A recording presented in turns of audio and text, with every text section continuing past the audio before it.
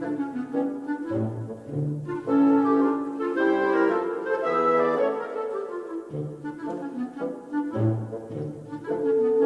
morning. It's Wednesday, June 24th. And I have a story to tell you. And it started about 3 weeks ago. So I received a letter from the White House with Donald Trump's signature on both sides because the front of the letter is in English and the back of the letter is in Spanish, right? And the letter is dated May 22nd. And it's a notification that my economic impact payment has arrived. Well, I get this letter on June 10th or thereabouts, and my economic impact payment hasn't arrived by the time of June 10th. So anyhow, I continue looking, and then a couple of days later, I decide that I am going to go online, because I am computer proficient, naturally. And so I'm online, and I go to the website that they suggest that you go to, which is IRS.gov coronavirus.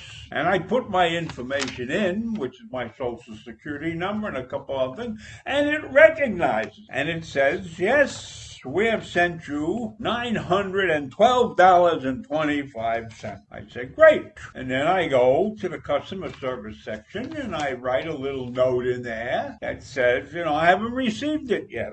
I'm looking for it. I haven't received it yet. And then I get a little note back. Amazing. I get a little note back that says, wait a couple of days, wait till after June 20th and call this number. And they give me the phone number, and this number is also on the letter that I got. So on Monday, I call this number, and I'm online, and it rings, and it says your wait will be approximately 15 or 20 minutes. So I'm a little upset, but you know what? I got a portable phone, and I go get the portable phone so I can go sit in the den and do some work on the computer, and I can listen for them to answer the call, right? Well, all of a sudden, about 3 minutes later, the phone rings, and I'm talking to a gentleman, and I give him all this information, and then he says to me, well, I'm not the IRS. I'm a subcontractor to the IRS, and I can't help you. I don't have any information. I'm just calling to keep you from getting too upset. I said, well, what are you going to do? So he says, I'm going to transfer you directly to the IRS. So that's what he does. He transfers me directly to the IRS. And I get online with them, and it rings, and then it comes up with a message about scams and what to do, and don't be scanned by the coronavirus fraud and everything. And then I get another message, and then a third message about tax returns, and we never call people. We don't ask for money, and this is another scam, and if you get this thing, here is a website you should go to and type in tax fraud and give us all your information, and then they come and tell me your approximate wait time is 15 to 30 minutes. Now, I'm okay with that. I said, okay, I get the portable phone, I'm sitting there and I'm working on my computer and I'm waiting for them to call. And finally, the gentleman calls me and he speaks to me and I give him my information, and he's very nice. He gives me the information, and then he tells me that I have another phone number to call, and I should push,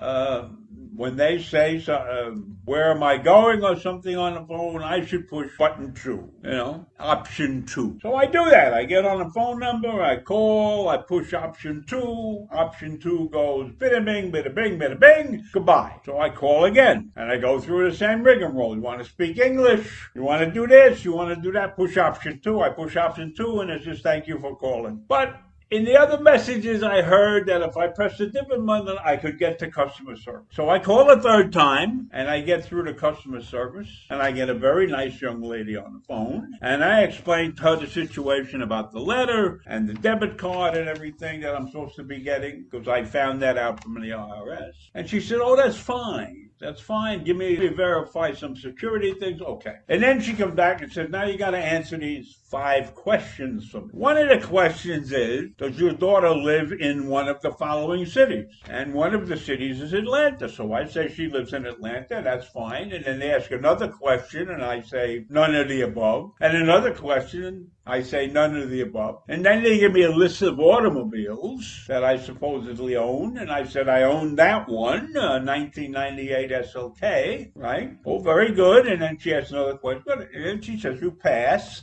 And then she asked me a couple of other questions, right? And finally, she says, okay, we're going to issue you a new debit card, and it will come to you around July 7th. And I asked her specifically, is there going to be anything special about this envelope that I have to look out for? Because I've heard stories of people getting these payments and everything in an envelope that is very innocuous and probably gets torn up and thrown away with the rest of the charitable organizations that are trying to get your money. But she gives me that information, and she was very pleasant. And so I said to her, stay safe and wear a mask, and hung up very nicely. But I was really kind of taken aback by the question that she asked me, because that indicated that they knew a lot more about me than I thought, which I guess was a good thing because I had the right answers. But the time it took me to get through to both organizations took an hour and a half between waiting on the phone and speaking to people, although the people I spoke to were very, very nice. So that was the way I spent my morning yesterday.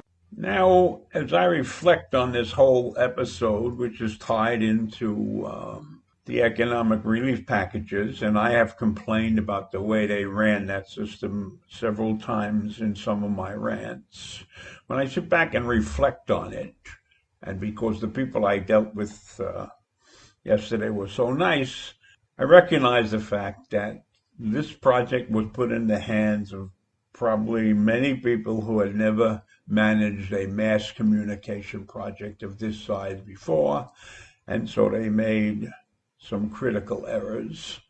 But all in all, I would say that they get a satisfactory job, and everybody who's supposed to get their money should get their money. So I'm happy about that. And certainly any of the time that you spend getting this thing straight is unfortunate, but what can you do when you're dealing with 60 or 70 million people that need help? So that's it. And I figure I ought to tell you the story because there is hope for us. Have a great day. See you tomorrow.